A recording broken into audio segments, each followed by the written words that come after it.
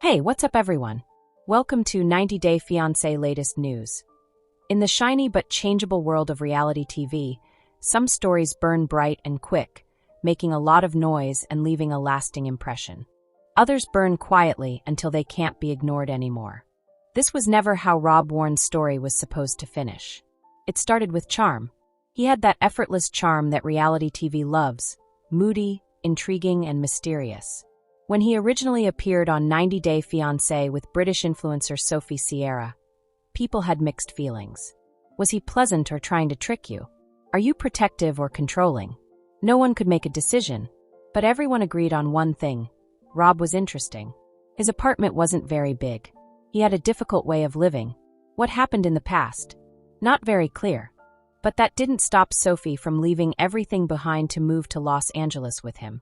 They wrote a love story that was both exciting and dangerous. One that millions of people watched every week, eager to see who would give up first.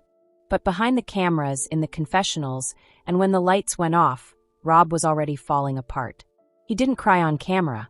He didn't beg for understanding. He didn't reveal how much it was already bothering him. Rob Warne had mastered the skill of pretending. No one, not even Rob himself, knew how long that performance had been going on. Not Sophie, not the producers, and not even Rob himself. We need to go back even further to understand how Rob got to this point, where he is in the hospital weak and battling for breath. Before TV shows about real life. Before Sophie. Prior to the alcohol. Rob was born and raised in Bakersfield, California. His mom had 2 jobs. What about his dad? Mostly not there. Rob only recalls him because of short visits, broken promises, and empty beer bottles on the kitchen counter. Rob learned to protect himself even as a child. He didn't say anything. He stayed sharp. He realized that feelings were a luxury he couldn't afford. He was already working side jobs to assist his mom pay the rent when he was 15. He had his first modeling job when he was 17. And by the time he was 20, he was living in Los Angeles, sleeping on couches, and chasing the type of stardom that seems like freedom. But the camera never told the whole story. It didn't show the nights he went to bed hungry, or the ones where he didn't sleep at all. Being alone. Not being accepted. The question that kept bothering him like smoke. What if I'm not enough? Rob looked for the answer in Instagram likes, short-term relationships, and promises that never came true. He kept his world tiny. Close. In charge. And as he started to lose control, he found alcohol. It began innocently, as it does for many. A few beers at a wrap party for the shoot. A drink of whiskey to soothe your nerves before a date. Vodka to help you forget about getting ghosted by a brand or a friend. But that wasn't the end of it. Rob was already drinking every night when Sophie got to the US. Not in a social way. Not casually. But they had to. But he did a good job of hiding it. He was quite excellent at masking his pain. Sophie, who was smart and had good instincts, couldn't see the whole picture. She witnessed bits and pieces of it. The mood swings, the emotional withdrawal, and the stress. But not the ones that are empty under the sink. Not the sneaky refills during restroom breaks. Not the way he got up every morning and started planning when he would get his next drink. Drinking was no longer a method to unwind. It has to be done. A ceremony. A shield. And Rob didn't think he was addicted. He was still alive. When the show was over and the cameras stopped rolling, Rob was left with the one thing he could never get away from. Nothing. No more producers. No more confessionals. No more due dates. It was only him, his thoughts, and the emptiness that was getting louder every day. His relationship with Sophie got worse quite rapidly. Trust, which was already weak, fell apart because of unsaid anger and unfulfilled needs. They fought. They cried. And in the end, they stopped talking. Their breakup wasn't messy, it was empty. No big moves. No end. 2 people who used to believe in everlasting, walking in different directions without making a sound. And for Rob, the loss was the last straw that broke the dam. He drank to fall asleep. He drank to get up. He drank to forget about Sophie. Forget the show. To forget who he is. Friends left. There was no more modeling work. His body started to fight back with headaches, nausea, and constant coughing fits that he thought were allergies or stress. But his lungs were talking. His body was begging. And Rob, who was used to blocking out sounds, just continued pouring. It all stopped one morning. The 3rd of June, 2025. It was meant to be a regular day. Just another morning in East Hollywood. At about 7:45 a.m., neighbors heard a crash. A loud bang. A cough that wasn't very loud. Then there was stillness. Rob was found sprawled over his kitchen table, barely awake and having trouble breathing. His skin was wet. His pulse was weak. His respiration was uneven. The paramedics got there in a few minutes. They made him stable. He was put in the ambulance. Nobody knew how long he had been there.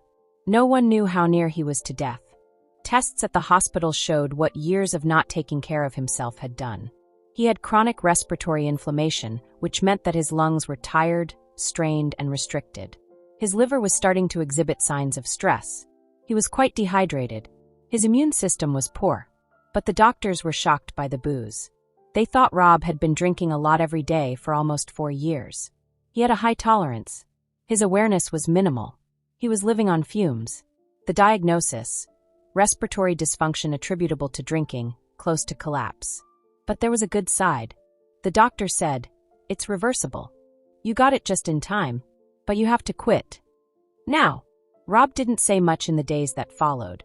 He didn't ask for his phone. He didn't ask for guests. He merely lay there, breathing slowly via an oxygen tube, staring at the ceiling and learning again what it meant to be alive. He wasn't numb for the first time in years. He felt it all: the embarrassment, the terror, and the weight of time gone. The sadness of what he had become. He realized that he had established a whole identity on the surface while falling apart on the inside. The people who worked at the hospital said he was pleasant, respectful, but far away. He flinched when they talked about rehab. When asked about relatives, he got tense. He cried softly as he saw pictures of his lungs. On the third night, he penned one sentence on the back of a napkin. "I don't want to go away. Not well known. Not forgotten. Not broken. He just didn't want to go away." The fog started to clear up on the 5th day. Rob's breathing got better. He wanted to eat again. He asked for a mirror so he could see. He hardly recognized himself. His face is slimmer. His eyes were darker. But there was something else there too, something new. Being there, he started to ask inquiries regarding the treatment, about how to cure your lungs, about giving up drinking. He agreed to see a counselor for advice. He agreed to do breathing exercises every day. He even told a joke, which was the first one he had told in months. "He is starting to come back to us," one nurse stated. But no one knew who we were anymore. Rob had spent most of his adult life alone, with friends, but no genuine closeness. Fame made him well known, not being weak. And that was his quietest addiction, the yearning to be seen without anyone knowing who he was. In the actual world, the news traveled swiftly. Rob Warne from 90 Day Fiancé is in the hospital because of an alcohol-related illness. Some people laughed. Some people thought about it. Others were quite shaken. People say that Sophie found out about it via a friend. There is no official statement, just a peaceful sadness. A shared past that can't be summed up in a tweet. Friends from far away got in touch. Most of the mails were not read. Not because Rob didn't care, but because he wasn't ready. He was in an area that wasn't on social media. More than just branding. Not ashamed. He was in the middle of a reckoning. Rob sent himself a letter on the 9th day he was in the hospital. He didn't tell anyone about it, but it was later found in a manila folder next to his bed. It said, "I've been pretending I'm fine for the past few years. Acting like I have control. Acting like I didn't need aid. I lied to everyone, especially me. But I don't want to go away. I want to get better. I want to give it a shot. I want to know what I have left after the devastation. I won't waste my second chance." Rob was let go on the 11th day. No big deal. No press. Just a calm ride in a wheelchair to a black SUV that was waiting outside. He was still breathing shallowly. His steps were unsure, but his eyes were clear. He had to follow a rigid schedule. No drinking. Taking medicine every day. 3 times a week, pulmonary rehab. Therapy once a week. Full rest. He took it all in. And for the first time as an adult, Rob Warne wasn't running anymore. He was putting things back together. There is no neat ending to the story of Rob Warne. No perfect story of redemption. No good comeback for Instagram. There is only now. An apartment that is quiet. A fridge that doesn't have vodka in it.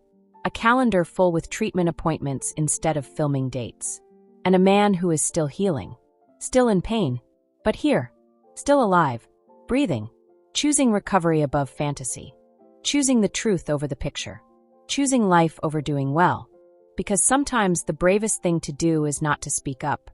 It stays in, staying with the agony, in the process of healing, in the event that it is not too late. Rob Warne nearly vanished, but he didn't, and that's when the actual narrative starts. This gossip is over. If you liked the video, then give your opinion in the comment box and stay with us by subscribing the channel. Thank you.